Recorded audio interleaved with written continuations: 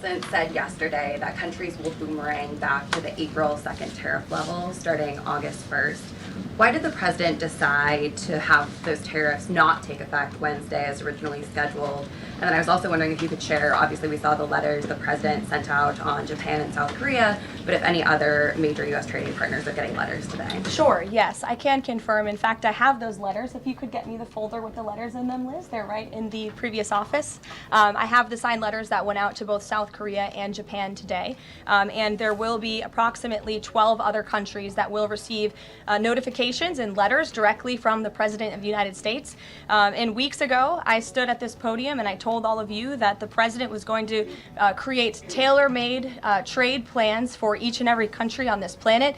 And that's what this administration continues to be focused on. The President will also sign an executive order today delaying the July 9th deadline to August 1st. So the reciprocal tariff rate or these new rates that will be provided in this correspondence to these foreign leaders will be going out the door within the next month, or deals will be made. And those countries continue to negotiate with the United States. We've seen a lot of positive developments in the right direction, but the administration, the president, and his trade team want to cut the best deals for the American people and the American worker. That's what they're focused on. And in the effort of transparency, these letters will continue to be posted to Truth Social, so you can enjoy them yourself. As you see, we have these beautiful letters that the president has signed. This one is to the President of the Republic of Korea, original signature on that, and these will be mailed. And then here we also have another letter to the Prime Minister of Japan as well. Both countries will be receiving a 25% tariff rate effective on August 1st.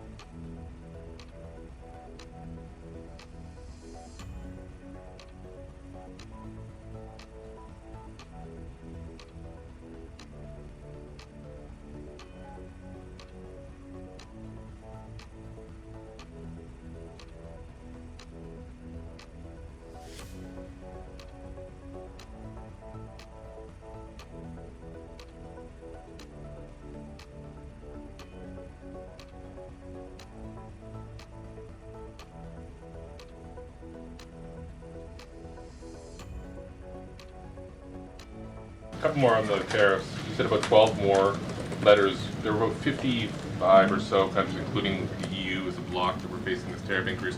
All of those, to understand you correctly, are now deferred to August 1st, right? Correct. And on the 12, what happens with the remaining, whatever it would be, 40 something? So just 12 today. There will be additional letters in the coming days. So all of them are going to get a letter at some point? Correct. Okay, and can you tell me why he decided to start with South Korea and Japan? Are they annoying him?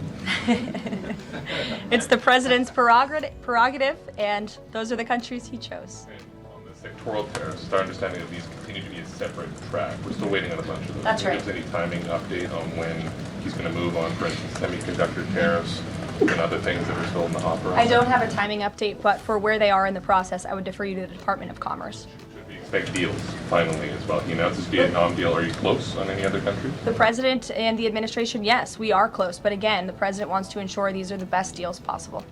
And I would add just one more thing on trade and tariffs to wrap it up.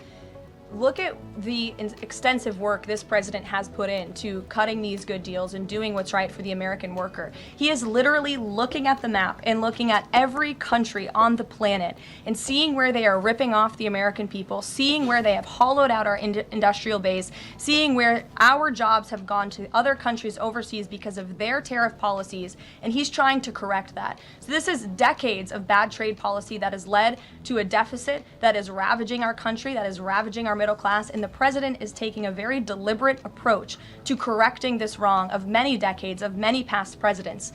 And so I think he should be commended for the time and the effort that he is putting into this. And the fact that he has announced a framework with China, a trade deal with with the United Kingdom, a trade deal with Vietnam, and many others to come in just a matter of 6 months is truly historic, and it's a testament to this president and his trade team who are working around the clock to get this done. First, tariffs. The president announced last night that any countries aligning themselves with the anti-American policies of BRICS That's right. will be charged with an additional 10% tariff. Can you tell us more details on that? What specific policies is the president talking about here?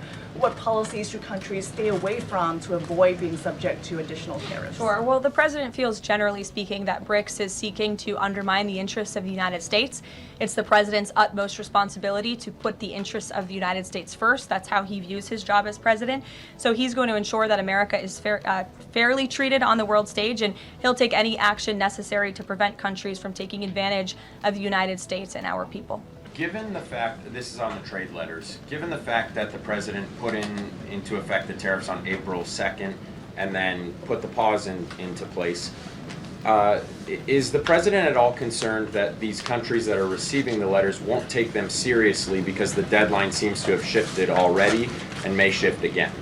They will take the letters seriously because they have taken the president seriously, and that's why the president's phone, I can tell you, rings off the hook from world leaders all the time who are begging him to come to a deal. And this administration is working hard to ensure those deals are in the best interest of the American people. And this delay, again, is in the best interest of the American people. And you all will continue to see these letters released on the President's Truth Social, and we will see you all later. Thank you, guys. President, on tariffs, what happened to 90 trade deals in 90 days? As people are We've spoken to everybody. We know it's all done. What's day 8? I told you, we'll make some deals, but for the most part, we're going to send a letter. We're going to say, welcome to the United States. If you'd like to participate in the greatest, most successful country ever. I mean, we're doing better than ever. We have, I don't think, and you're going to see these numbers soon. We've never had numbers like this. We've never had investment like this. We have more than 90. We're going to have much more than 90, but most of those are going to be sent a letter. This is exactly what I said. Now, we've made a deal with United Kingdom. We've made a deal with China. We've made a deal. We're close to making a deal with India.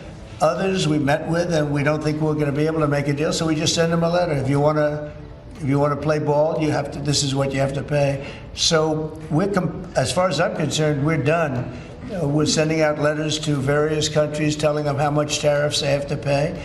Some will maybe adjust a little bit depending if they have a cause. We're not going to be unfair about it. And actually, it's a small fraction compared to what we should be getting. We could be asking for much more. But for the sake of relationships that we've had with a lot of really good countries, we're doing the way I do it.